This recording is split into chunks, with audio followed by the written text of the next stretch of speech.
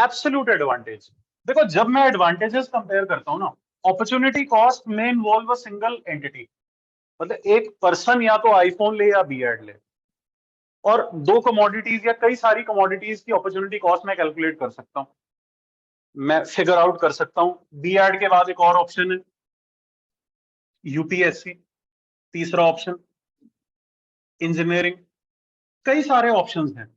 फिर मैं opportunity cost में बेस्ट दो कंपेयर करता हूं, मतलब इन दो को पहले मैं कंपेयर करूंगा, इन दो में मुझे ये बढ़िया लगा मैंने इसको माइनस कर दिया, इन दो को कंपेयर करूंगा, इनमें मुझे ये बढ़िया लगा मैंने इसको नहीं, मुझे ये लगा मैंने इसको माइनस कर दिया, इन दो में मुझे ऑब्वियसली अच्छा लगा मैंने इसको माइनस कर दिया, मैंने यूपीएससी की तैयारी करनी शुरू कर दी। This is what I found as the most rational option वक्ती तौर पर।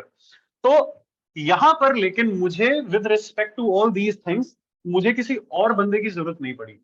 Here I am not competing with anyone. Competition कब आता है कि मेरी बुआ का लड़का आईएएस की तैयारी कर रहा है, मैं भी आईएएस की तैयारी करूं, तब मैं एब्सोल्यूट एडवांटेज और कंपैरेटिव एडवांटेज देखता हूं। जब मुझे खुद के लिए डिसाइड करना है, तुम ये सोचो, जब तुम्हें खुद के लिए डिसाइड करना है या इंडिया को अपनी इंटरनल डोमेस्टिक पॉलिसीज में डिसाइड करना है, then India will decide what is a trade off और what is an opportunity cost. When India has to compare itself with China or has to compete with China, advantage कब मिलती है? किसी दूसरे के कॉन्टेक्स्ट में मिलती है, कंपैरिजन में मिलती है। सो इसीलिए तब मुझे दूसरी एंटिटीज जब आ जाएंगी तब मैं ये सिद्धांत लगाता हूं। अब इन लॉजिक्स को देखो धीरे धीरे। All right, so is there a doubt? Okay, Sheetal, sir, barter system as it is not in lens of government, then it is considered to be as economic activity or not? Yes, it is considered to be an economic activity, Sheetal. अगर मैं आपका doubt ना पढ़ूं या ना देखूं तो बोल लिया करो आप लोग, yes barter system would be considered as an economic activity. देखो उसके लिए पता क्या होता है, एक और जीडीपी की कैलकुलेशन में एक और टर्म आ जाती है इम्प्यूटेड कॉस्ट या इम्प्यूटेशन। इम्प्यूटेशन मतलब हम एज्यूम कर लेते हैं, जो चीजें हम कैलकुलेट नहीं कर पाते वो चीजें हम एज्यूम कर लेते हैं, जैसे कि किराए। अब यूजुअली जो स्टूडेंट्स रेंट देते हैं मकान मालिकों को, वो कैश में दे सकते हैं, काइंड में दे सकते हैं, या फिर अगर मैंने कोई एम्प्लॉय रखा है तो मैं क्या करूंगा, उसका रहना खाना पीना सारा फ्री कर दूंगा और उसकी सैलरी में से मैं 5,000 रुपए डिडक्ट कर लूंगा। तो कुल मिलाकर वो जो 5,000 रुपए है तो वो economic activity. It is a rental income which I am getting by virtue of getting his services, but I am paying him less. तो वहां पर सरकार क्या करती है, जितने हिंदुस्तान में घर हैं, चाहे 1 करोड़ घर हैं, सबकी एक एवरेज रेंटल इनकम निकाल लेती है। चाहे सरकार ने किराया, चाहे तुम उसका किराया ले रहे हो या नहीं, सरकार जितने तुम्हारे रजिस्टर्ड घर हैं हिंदुस्तान में सबका एक रेंट फिक्स कर लेगी कि 2,000 पे हर घर वाला रेंट ले रहा होगा, सरकार ये मान लेती है और उसको फिर रेंटल इनकम में जोड़ देती है, जीडीपी में उसको सर्विसेज में डालकर उसके आउटपुट में जोड़ लेगी। अदरवाइज इंटेलेक्चुअल समझ नहीं आया? नहीं, ओके। शीतल का एक डाउट है, बड़ा अच्छा डाउट लगा मुझे, इसीलिए मैं इसको ले रहा हूँ।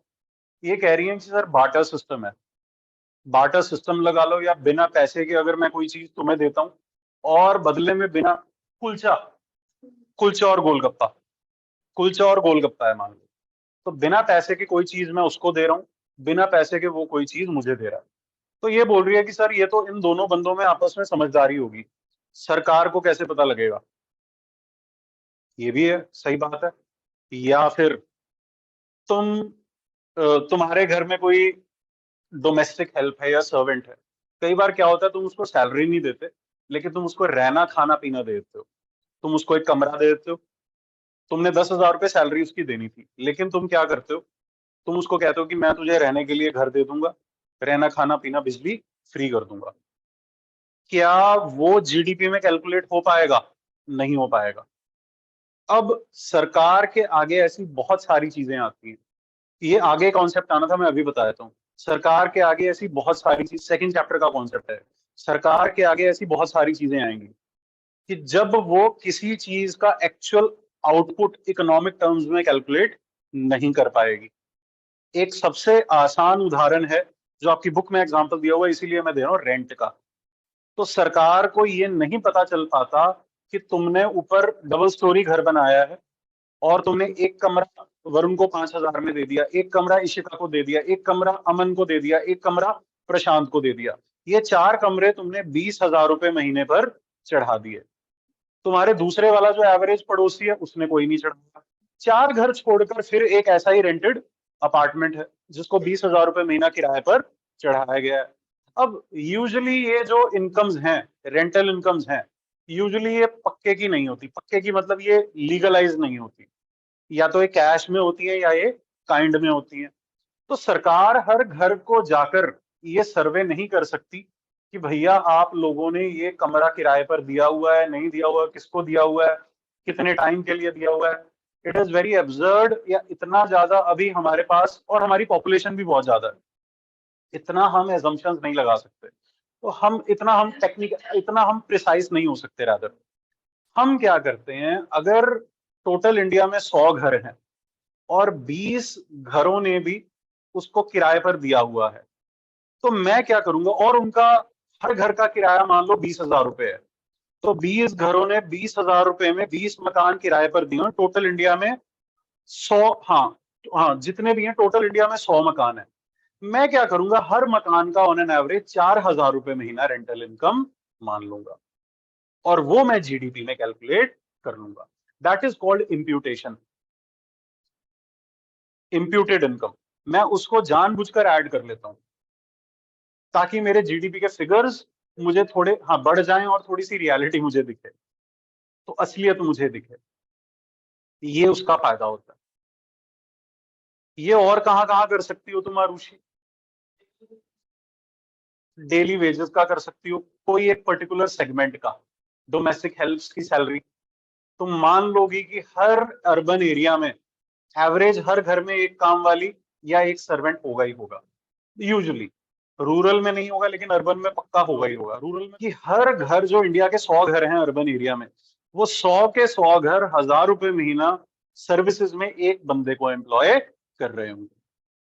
1,000 रुपए महीना होगा, 1,500 रुपए महीना, जो भी है, ऑन एन एवरेज तुम ये स्केल लगा लोगे। और इंटेलेक्चुअल प्रॉपर्टी, पेटेंट्स से आ रही इनकम, बहुत सारी चीजें तुम ऐसी हैं जो तुम एज्यूम नहीं, जो तुम प्रिसाइसली कैलकुलेट नहीं कर सकते, उसकी वैल्यू भी तुम जीडीपी में जोड़ लेते हो। This is called imputation, imputed amounts. So these are the assumed costs. Sheetal, have we understood? हाँ, अनऑर्गेनाइज सेक्टर, बिल्कुल तुम अनऑर्गेनाइज सेक्टर को भी मान सकती हो। Yes, rent is not unorganized, rent can be organized also, but unorganized sector को बिल्कुल। तो आ जाएगा फिर सरकार। देखो, सरकार ये फैक्टर इन करेगी, एज्यूम करेगी कि यार इतने घरों के हमें ऑनलाइन रेंट्स आ गए। जैसे सीए के पास तुम अपनी रिटर्न्स फाइल करते हो, लेकिन वो सिर्फ 1% ऑफ लोग हैं। यस, अगर ऐसा हो रहा है तो कहीं ना कहीं वो इकोनॉमिक एक्टिविटी में आ जाएगा, but it has to be mentioned. देखो, इतना ज्यादा प्रिसाइज तुम नहीं हो सकते इकोनॉमिक्स में। This is macro economics. Micro में तुम हो सकती हो। अगर मैं सिर्फ विद्यापीठ की बात करूं, then I can be very accurate that what salary I am giving, what is my domestic help asking for me, मेरा बिजली का कितना किराया है या खर्चा है, व्हाटएवर, मैं रेंट कितना पे कर रहा हूँ, ये सब चीजें मैं कर दूंगा। But on a larger scale, at the scale of a country, it is impossible. Hence there are basic assumptions। ये बहुत सारी हैं, प्रैक्टिकली मतलब बहुत चीजें आएंगी। सर, हाँ जी, जो आशा वर्कर्स होती हैं उनको भी तो परफॉर्मेंस बेस्ड सैलरी मिलती है, तो हम उसको इम्प्यूटेशन में काउंट करेंगे या दूसरा? सर वो तो प्रॉपर सैलरी सरकार की तरफ से मिल रही है ना आशा वर्कर को। Okay sir. वो तो दे, इनफैक्ट उनको पेंशन भी मिल रही है। आशा को गूगल कर लेना, अभी अभी किसकी डेथ हुई है, इला। Yes, just Google what is Asha, very very important, she has died. And पक्का तुम्हें पूछ रहे हैं, 23 वालों को तो पक्का पूछ रहे हैं आशा। ठीक है ना, करवा देंगे ये भी। हो जाएगा, तुम्हें कहीं ना कहीं आ जाएगा, सोसाइटी में आ जाएगा, इकोनॉमिक्स में आ जाएगा, कहीं ना कहीं आ जाएगा। आशा वर्कर्स करंट अफेयर्स में ही आ जाएगा, मैगजीन में आ जाएगा अगले दिन, हिंदू पर हजारों आर्टिकल आए होंगे। When we talk about advantages, we compare to different entities. Let us say India and China, और let us first come to the personal domain. एक पर्सन की भी कंपैरेटिव एडवांटेज हो सकती है। In fact I am a cricketer, फिर से वही एग्जांपल सचिन, लेकिन और सचिन 1 करोड़ रुपया कमा रहा है मान लो एक क्रिकेट खेलकर। अब सचिन को कुछ टाइपिंग का काम करना पड़ता है, अगर वो सारी एनर्जी क्रिकेट में लगाता है तो 1 करोड़ कमाता है। अगर वो टाइपिंग का काम अगर इसकी मार्केट वैल्यू देखो तो शायद सिर्फ 100 रुपए बनती है टाइपिंग की वैल्यू। इससे अच्छा ये कहता है कि मैं क्या करता हूं, एक पहले बंदा था जो एक रिसेप्शन पर काम किया करता था, जिससे वो 50 रुपए कमाया करता था। अब सचिन तेंदुलकर क्या करता है, इस बंदे को जानता होता है, तो इसको मोटिवेट करता है, यार मुझे एक टाइपिस्ट की जरूरत है, तू मेरे यहाँ टाइपिंग का काम कर, मैं तुझे इसकी जगह टाइपिंग के 200 रुपए दूंगा, मार्केट से ज्यादा पैसे दूंगा। सी, overall Sachin Tendulkar is great at whatever he does. He is very good at typing also. He can type, let us say, 25 pages per minute. And this guy types only 20 pages per minute. अगर cricket में भी लगा लो तो इससे बड़ा कोई नहीं है। अगर ये काम पर भी लगा लो, या अगर ये बंदा भी क्रिकेट खेलता हो, तो ये बंदा भी सचिन जितने रन नहीं बना सकता।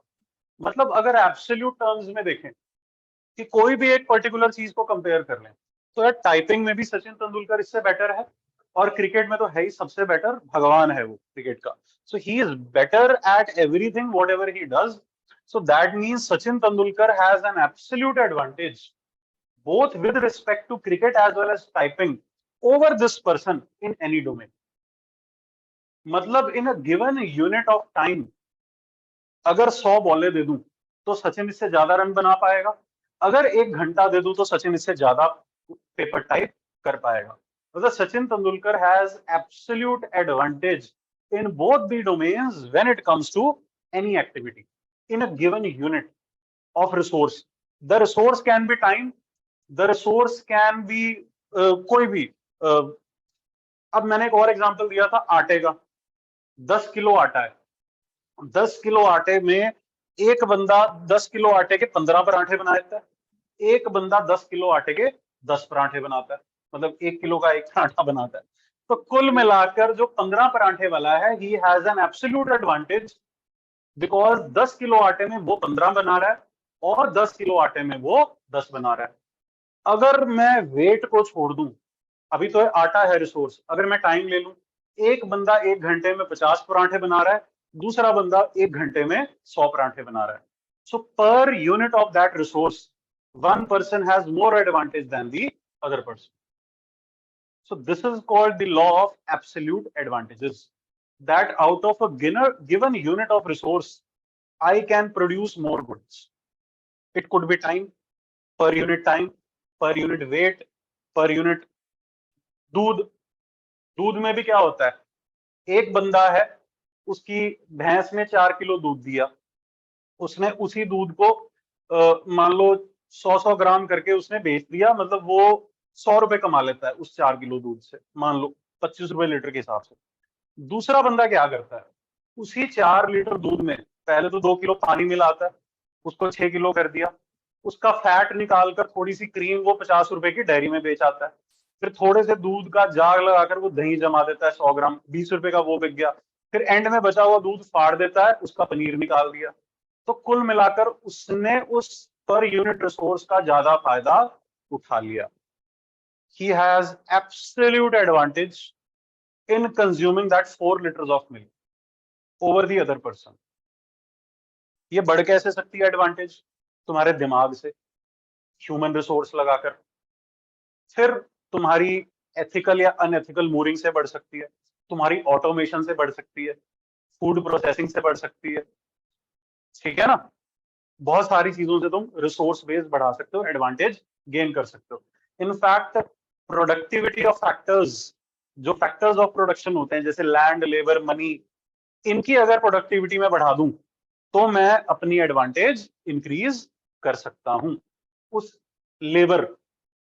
अब वहां पर यस, अगर तुम लेबर की बात करो तो इंडिया में एक मान लो 40 साल का बंदा एक काम एक खड्डा खोदता है, या 100 बंदे मिलकर एक खड्डा पूरे एक उसके बेसमेंट के लिए खोदते हैं।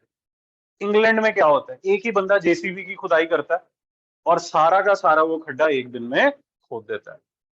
तुम कसियों से काम कर रहे हो, खुरपों से काम कर रहे हो, वो केला जेसीबी से काम कर रहा है। ऑटोमेशन, यू हैव, मतलब he has an absolute advantage पर यूनिट लेबर, क्योंकि तुम 100 बंदों से उतना काम करा रहे हो, वो एक ही बंदे से उतना काम करा रहा है। By increasing the productivity of the factors of production or increasing the efficiency of the factors of production. Attitude एक डिफरेंट कॉन्सेप्ट हो गया, माइंडसेट।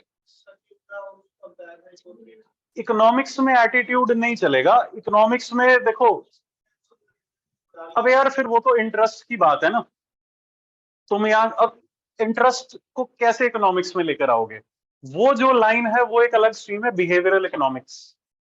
मतलब तुम इकोनॉमिक पॉलिसीज को कैसे इंप्लीमेंट करते हो, फैक्टर्स ऑफ प्रोडक्शन का बिहेवियर चेंज करके।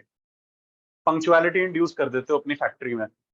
एक फैक्ट्री है जहां मालिक खुद 2 बजे आ रहा है तो वर्कर भी कोई 10, कोई 11, कोई 12 पहुंच रहा है। एक मालिक खुद 8 बजे गेट पर पहुंच जाता है, तो जो चौकीदार ने खोलना है वो 7:45 उसको आना ही पड़ेगा। तो this is the attitude thing. Yes, behavioural economics भी एक स्ट्रीम है, इसमें स्कूल दिया हुआ है तुम्हारी किताब में, जिसमें you change the behaviour, you deal with the attitude of the actors, उससे तुम बदलाव कर लेते हो। हाँ, ऑब्वियस सी बात है तो। यस, इनफैक्ट एप्टीट्यूड एक अलग चीज होती है। अब अफ्रीका के बंदे या केरला के बंदे हैं, उनका एप्टीट्यूड नारियल तोड़ने में ज्यादा है, वो चढ़ सकते हैं एकदम। तुम्हारा एप्टीट्यूड नहीं है नारियल के पेड़ तोड़ने, नारियल का ऊपर से तोड़ने में, ठीक है ना। तो एप्टीट्यूड उनका ज्यादा है, they can claim that. So per unit labour they will efficiently break coconuts more than you people. Simple, attitude वाली चीज वहां चली गई। Let us translate it to the example of India and China. This is China, this is India. China produces 9 houses in 1 year, or it has an option to produce within the similar year, let us say 3 cars. Let us say 3 cars. On the same hand, India produces 4 houses, or India has the option of producing 2 cars. Let us see who has to do what. जब मैं 2 entities को compare करता हूं तो मैं इनकी comparative advantage देखता हूं। एब्सोल्यूट एडवांटेज के टर्म्स में भी अगर हम देखें तो with in a year China produces 9 houses, एक साल में इंडिया प्रोड्यूसेस 4 हाउसेस। तो who has absolute advantage? China. Similarly अगर कारों के मामले में देखो तो China produces 3 cars, 1 year India produces 2 cars. So China again has an absolute advantage in terms of cars within a year of production. पहली चीज ये था कॉन्सेप्ट एब्सोल्यूट एडवांटेज का, कि with in a given unit of resource, चाहे time हो, चाहे वजन हो, चाहे कुछ हो, how much more can you produce. This is an absolute advantage. Absolute terms में कौन ज्यादा कर रहा है। लेकिन अब चाइना दोनों चीजें नहीं कर सकता। चाइना का एक कंस्ट्रेंट है, या तो वो घर बनाएगा या कारें बनाएगा। इंडिया का भी एक कंस्ट्रेंट है, या तो वो घर बनाएगा या कारें बनाएगा। अब यहां पर ट्रेड ऑफ आ जाता है कि मुझे घर बनाना चाहिए या कार बनानी चाहिए, मुझे घर बनाना चाहिए या मुझे कार बनानी चाहिए। तब मैं फिर अपॉर्चुनिटी कॉस्ट कलेक्ट करता हूं। अब मेरा पहला ऑप्शन है, मान लीजिए मैं कार चुनता हूं चाइना के लिए। अभी हम चाइना को एनालाइज कर रहे हैं। My first option is production of car. What is the opportunity cost of not choosing houses over cars? If I produce 1 car, I lose production of 3 houses. Whereas अब जब मैं कंपैरेटिव एडवांटेज की बात करूंगा तब मैं इंडिया को भी इसी मापदंड से देखूंगा। I will compare a similar. So here also I will compare कि चाइना अगर एक गाड़ी बनाती है तो 3 घरों का नुकसान होता है उसको, और चाइना वाले इकोनॉमिस्ट देखेंगे कि अगर इंडिया एक गाड़ी बना रहा है, इंडिया को 2 हाउसेस का नुकसान हो रहा है। तो India, who has the comparative advantage in manufacturing of a car? India loses only 2 houses, but China loses 3 houses. So India वाले इकोनॉमिस्ट कहेंगे कि भैया चाइना को ज्यादा नुकसान हो रहा है कार बनाकर, तो चाइना कार नहीं बनाएगा। तुम चाइना से कंपटीशन में कब जीत सकते हो? जब तुम यहाँ पर कारें बनानी शुरू करो, तो चाइना कार नहीं बनाएगा। चाइना को यहाँ ज्यादा नुकसान है कार बनाकर। मतलब you have a comparative advantage in manufacturing of cars because you lose less. The opportunity cost of making a car is very less as compared to the Chinese opportunity cost of making a car. Because China loses more if it makes a car, you lose less because you make a car. So India has a comparative advantage with respect to China when it comes to manufacturing of cars. अब उल्टा कर देते हैं logic, घरों का देखते हैं। एक घर के लिए चाइना को कितनी गाड़ियों का खामियाजा भुगतना पड़ता है? 9:3 है, तो 3:1, मतलब हर 3 घरों के पीछे चाइना को एक गाड़ी का नुकसान होता है, या फिर एक घर के पीछे चाइना को 1/3 गाड़ियों का नुकसान होता है। मतलब if China produces 1 house, it loses 0.33। yes, can I see this? Yes, I can say this. Now when it comes to India, for building 4 houses, India loses 2 cars. For building 2 houses, India loses 1 car. For building 1 house, India loses half a car. मतलब India को, yes, for 1 house, India loses 0.5. किसको घर बनाकर ज्यादा नुकसान हो रहा है? इंडिया को। India has a comparative disadvantage in manufacturing houses with respect to China, because China loses only 0.33 cars if it manufactures houses, but India loses 0.5 cars. So India नहीं बनाएगा घर, China घर।